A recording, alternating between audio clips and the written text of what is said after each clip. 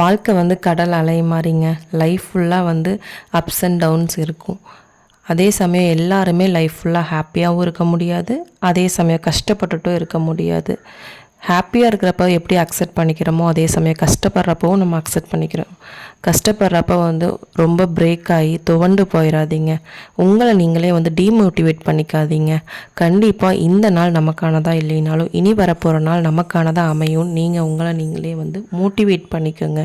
தைரியத்தையும் தன்னம்பிக்கையும் யாருக்காகவும் எதுக்காகவும் விட்டு கொடுக்காதீங்க. உங்களை நீங்கள் எவ்வளோ நம்புறீங்களோ அந்தளவுக்கு நீங்கள் வந்து ஜெயிக்க முடியும். ஒரு நாள் கண்டிப்பாக நீங்கள் அச்சீவ் பண்ண முடியும் அப்படின்னு தைரியத்தோடு இருங்க.